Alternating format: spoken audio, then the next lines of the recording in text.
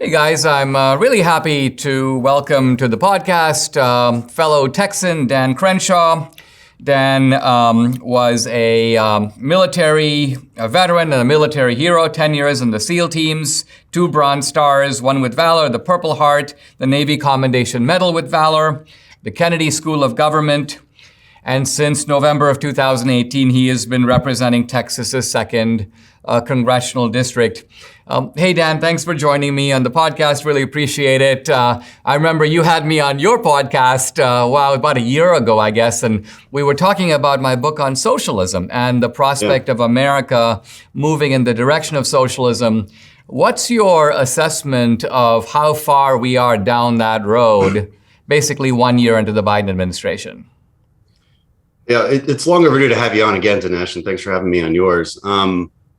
It's a good question. I think the question of socialism in America is fundamentally a cultural one, wherein my greatest fear is that people have become so accustomed to being paid off by the government, to being bribed by the government for their vote, that you continue to give up freedoms for the sake of whatever it is, maybe safety, maybe comfort, maybe free money. That's the true path to socialism. And if we don't talk more about the adventure of freedom, right? Because freedom is hard, freedom is risky. Freedom means you can fail, but it also means you can succeed greatly. And if we don't talk more about that at a cultural level, I do worry that we're on the path to socialism. I mean, legislatively, we've been pretty successful in stopping the Biden agenda. Build Back Better plan is all but dead. I'm not sure how they're going to resurrect that. But, so far we've done pretty well. I think the Biden administration's biggest failure is one of leadership across a wide variety of subjects that I think your listeners and you already know about. We don't have to get into it. But the socialism problem is a cultural one.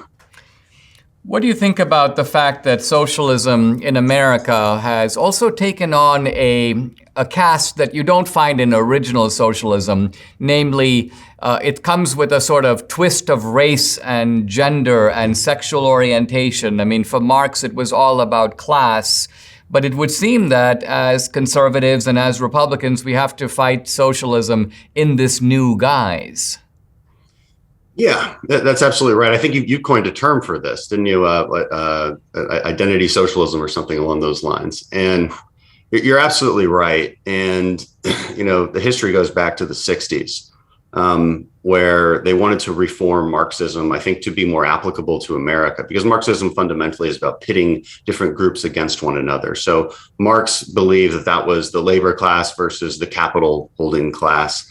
And American leftists have transformed that into, yes, it's still rich versus poor, but they realized that wasn't sufficient, especially in a country where everybody keeps getting wealthier. And despite all of our troubles as a country, that remains true.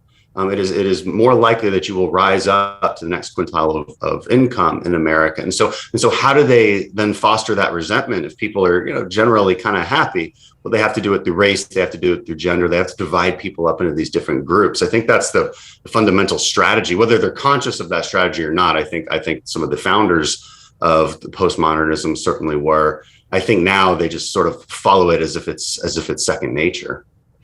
Dan, I want to turn to and have you explain and clarify a couple of issues that have popped up on social media. At least that's where I saw them. I think they come out of the town meeting that you had, in which a young girl sort of accused you of not believing that Jesus Christ was a real person. And of course you said, hey, Jesus Christ is a real person, but you got a little annoyed at her and you implied that she was questioning your faith. Talk a little bit about how that came about. I wasn't there. I'd like to sort of just get your take on what happened there. And I want to ask you just straight out, would you think you were a little hard on her in the sense of, did you become a little too defensive?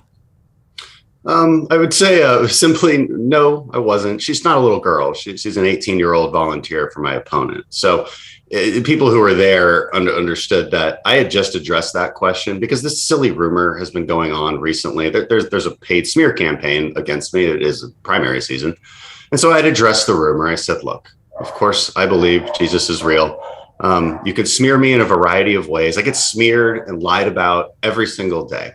But there are certain lines that I think that I think I'm going to push back on, that I'm going to feel like you can't cross. And questioning my faith or attacking my family those are going to be lines that I don't want crossed. And this stems from a very disingenuous attack on me written by some no-name writer here in the Houston area that claims that that my words on a previous podcast implied that I didn't believe in Jesus, which is just absolutely false. I was talking about my book in that podcast, and in my book, you can very clearly understand what I'm saying about heroic archetypes. And by the way, heroic archetypes doesn't mean somebody's not real.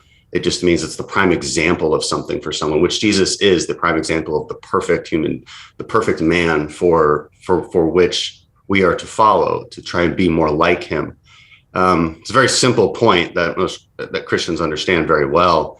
And to try and twist my words into saying I don't believe in Jesus, I will get defensive. I will get defensive at those kind of things. I mean, the interesting thing is when I saw it, I immediately disbelieved the substance of it. But the question I was kind of looking at was, did you seem a little bit kind of discombobulated by this? But what you're saying is that this was sort of a planted question that was designed to kind of put you up against the wall, and it was in fact motivated by somebody who is supporting one of your opponents. Exactly. The internet believes she was a 10-year-old girl. She's not. She's an adult who works for my opponent. I had just addressed the question, and I don't think I acted in any discombobulated way. I simply said, "Look, let me help you understand because you're claiming that you don't. These are two separate thoughts talking about Jesus, and don't question my faith." That's all I said. So I think there was a bit of manufactured controversy over this one. Gotcha. Let's take a short break. When we come back, I want to talk further to Dan Crenshaw, this time about a question involving January 6th, and also the broader question of how the GOP, the Republican Party, can come together to have a unified front going into the midterms. We'll be right back.